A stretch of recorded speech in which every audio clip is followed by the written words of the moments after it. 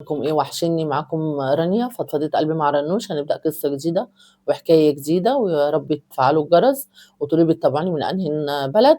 والنهارده قصتنا بتتكلم عنوانها رجع بعد ما كسرني، بعد ما كنت اللي أنا اتغيرت ليه. زمان كنت مستعدة أضحي بكل حاجة عشانه، كنت أستناه بالساعات وأبرر له ليه كل غيابه وأضحك وأنا موجوعة عشان ما يحسش بالذنب. كنت بحبه بصدق، حب نضيف بسيط، من النوع اللي مش بيتطلب بس بيخاف يوجع. بس هو وجعني لما سابني من غير حتى كلمة وداع، لما قرر يمشي كأني كنت فصل صغير في حياته. كنت بضحك قدام الناس وبنهار لوحدي في الليل، كنت براجع كل كلمة بينا. يمكن أنا السبب، يمكن كنت زيادة عليه، يمكن حبي خنقة. لا انت ما تلوميش نفسك، كنت بدور على غلطتي بس الحقيقة انه هو اللي اختار يوجعني. عارفة غلطتك الوحيدة ايه؟ اللي انت اخترتي بني ادم زي ده ما يستحقكيش.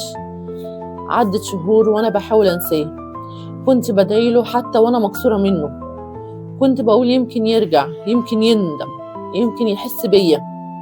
وفعلا رجع، بس لما رجع ما كنتش انا اللي هي. رجع وهو متأكد اني هستقبله بدموعي. طبعا البني ادم ضعيفة، هو فاكر ان انت ضعيفة، اللي انت عمل اللي عمله وهيرجع يلاقيكي. بس لقاني نشفت، لقى الضحكة اللي كانت ليه بقت لنفسي. قال لي وحشتيني، قلت له بهدوء وانت علمتني اعيش من غيرك. ساعتها فهم ان اللي اتكسر جوايا ما بيتصلحش. طبعا ده انت كده خدتي درس صح. استقويتي. الحب اللي بينا مات من وجعه، واللي رجع ليه مش هو اللي سابني، اللي رجع ليه مش هو اللي سابني، رجع غريب وانا كمان بقيت غريبة عنه. المرة دي ما كانتش نهايتنا، كانت بدايتي انا. لما تتكسر مرة بتتعلم تحمي نفسك من كل اللي يشبه الوجع الأول. وأنا النهاردة مش بدور على حد يحبني، أنا بدور على راحة بالي. دي أهم حاجة، طبعا دي أهم حاجة في الدنيا كلها، راحة البال. أنت لو عايشة براحة بال هتحسي الدنيا كلها أنت ملكة الدنيا كلها.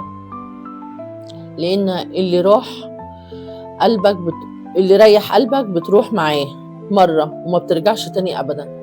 طبعا الحب انت وجعك وسابك في وسط الطريق، انت مش عارفه سابك ليه وايه اللي انت عملتيه. معقول حب خنقه؟ طبعا هتعملي 100 مبرر ليه، لكن انت كويس اللي انت ما لقيتيش مبرر يحفزه اللي هو يرجع حياتك تاني. ليه؟ بني ادم ما يستاهلكيش. حبك ايه اللي خانقه ليه؟ مثلا بتساليه انت رايح فين جاي منين، ده طبيعي. اي اتنين مخطوبين او بيحبوا بعض هو هيسالك. طبعا هو لو سالك هيبقى خانقه ليكي وممكن تسيبيه بسبب النقطه دي؟ لا طبعا. احنا بنطلع مبررات لنفسنا عشان نسامح البني ادم اللي قصادنا، بس لو قويتي مش هتقدري تسامحي. واللي انت عملتيه انا لو مكانك هعمل زيك. ويا ريت استنى كومنتاتكم وتقولوا لي بتتابعوني من اي بلد. مع السلامه.